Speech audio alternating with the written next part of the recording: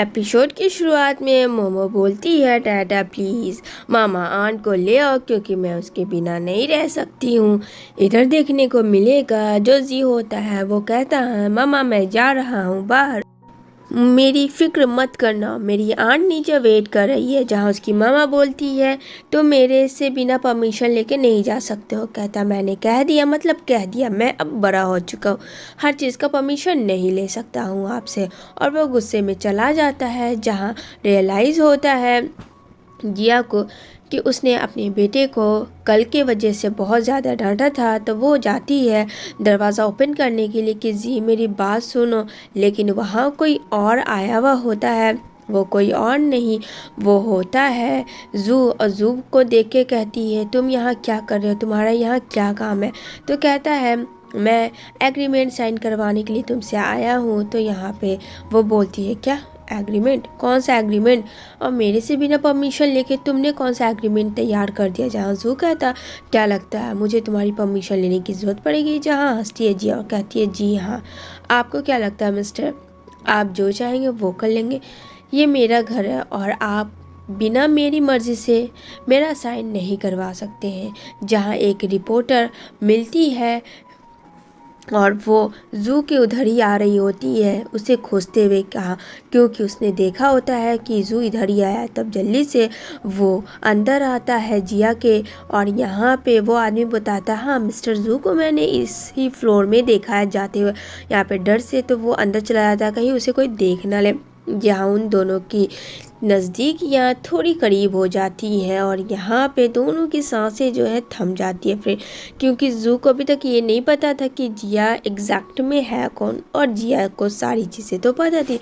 यहाँ पे वो बोलती है, तुम मेरे बहुत करीब आ गए हो। तभी यहाँ पे एक टॉयज़ होता है जिसे देख के फ्लैशबैक की याद आती है, जहाँ जिया जो है अपने फियांसे जू को घर लेके आई थी। कहती है देख लो यही मेरा आशियाना है। और यहाँ पे वो उस टेडी से बहुत प्यार करती थी। जो वो टेडी था ठीक आज भी वही टेडी है। यहाँ पे जू याद कर रहा होता है कि ये तो मेरी वाइफ के पास था, बट ये लड़की के पास ये क्या कर रहा है। यहाँ पे वो अपने फ्लैशबैक में ये सारी चीज़ें ओवर थिंकिंग कर रहा होता है और चारों तरफ देख रहा होता है।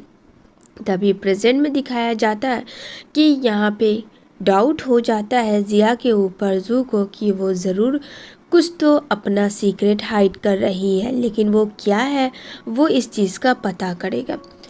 जहाँ वो बोलता है, तुम्हें पता है मोमो तुम्हारे बिना नहीं रह सकती है, और मोमो ने कहा है मैं तुम्हें बेबी सीटर के लिए काम पे रखना चाहता हूँ और तुम्हें हर वो चीज़ मैं दूंगा जिससे तुम्हें कोई भी कभी भी प्रॉब्लम ना हो और तुम्हें हर ज़रूरत पूरी हो।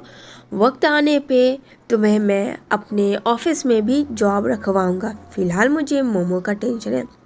अब कहीं ना कहीं ये सोचती है कि मोमो को वो कैसे अकेला छोड़े, क्योंकि फ्रेंड मोमो को बच्चे से ये पाल पोस के इतना बड़ी की है। तो एक सेकंड के लिए जिया भी सोच में पड़ जाती है कि उसे साइन कर लेना चाहिए, इस बहाने वो अपनी बेटी के करीब रहेगी। जहाँ जिया के मना करने पे जू जो है उसे बहुत फोर्स करता है और यहाँ पे वो बोलती है कि तुम मुझे हर्ट कर रहे हो। यहाँ पे कहता है मैं तुम्हें हर्ट नहीं कर रहा हूँ। वो उसे टच करती है, जू को सेड्यूस करने की कोशिश करती है जिया। जहाँ जू को रियलाइज़ होता है वो फीलिंग्स जो कि उसकी वाइफ ही का था, लेकिन वो हट जाता है क्योंकि वो उसकी वाइफ तो हो नहीं सकती, वो तो मर चुकी है जैसा कि 5 साल पहले हुआ था। तभी यहाँ पे कहती है ठीक है मैं सोचूंगी इस बारे में एंड देन मैं डिसाइड करूंगी क्या मुझे साइन करना चाहिए या नहीं। जू कहता मेरे पास सोचने समझने का टाइम नहीं है, मेरे पास मेरा टाइम बहुत इम्पोर्टेंट है। तो बोलती है जिया जैसे आपका टाइम इम्पोर्टेंट है अगले का भी टाइम बहुत ज़्यादा इम्पोर्टेंट है। समझ में आई बात। और जिया भी एग्रीमेंट कर देती है उसके पेपर पे। तभी यहाँ से वो जाने लगता है और यहाँ पे जू के दिमाग में बस जिया चल रही होती। तभी कॉल आता है घर के मेट का कि यहाँ पे जो मोमो है वो किसी से बात नहीं कर रही, उसे कुछ हो गया है। यहाँ पे कहता क्या, ठीक है तुम वहीं रहो, मैं अभी जस्ट आ रहा हूँ। जहाँ ये बात सुन लेती है जिया और जिया कहती है क्या हुआ मेरी मोमो को? यहाँ पे कहता कुछ नहीं। यहाँ पे कहती है मैं भी जाऊँगी मोमो के पास और तुम मुझे मना नहीं कर सकते हो। यहाँ पे वो भी मोमो के लिए बहुत ज़्यादा परेशान हो जाती है कि सडनली क्या हुआ, और वो घर आती है। तभी यहाँ पे मेड कहता है मोमो अंदर है। यहाँ पे दौड़ के जाता है, लेकिन यहाँ जू से पहले जिया भाग कर आती है और यहाँ पे पूछता है कि तुम लोग क्या कर रहे थे जो तुम मेरी बेटी को संभाल नहीं पाए।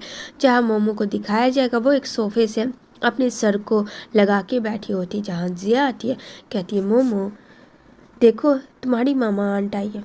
क्या हुआ है, बोलो बोलो। मोमो तुम्हारी मामा आंट आई है, देखो मुझसे बात नहीं करोगी।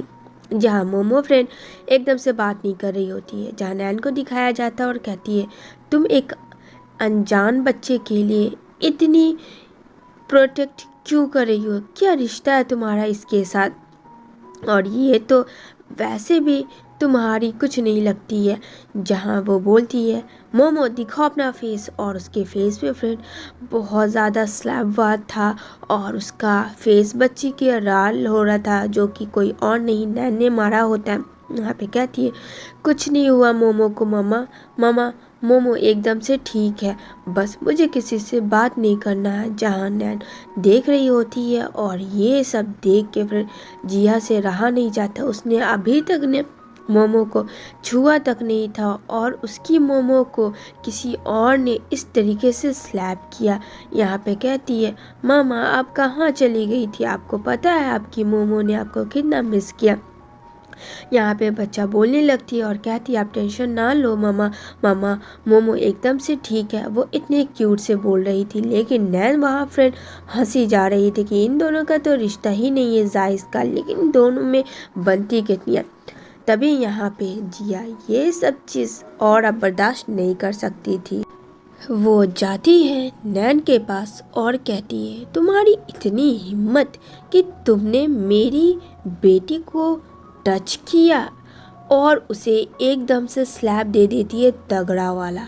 यहाँ पे वो जैसे ही उसे मारती है, नैन को भी काफ़ी गुस्सा आता है कि उसकी हिम्मत की एक मेड का रिश्ता है मोमो के साथ, और मोमो की मेड ने उसे मारा। इस बात को उसे काफ़ी गुस्सा आ रहा था। फिर से मारती है जिया उसे एक स्लैप, कहती है कि तुम्हारा रिश्ता क्या है, एक मेड हो, दो कौड़ी की नौकरानी, और मेरे फैमिली बच्चे से दूर रहो। वो उसे उल्टा मारती है।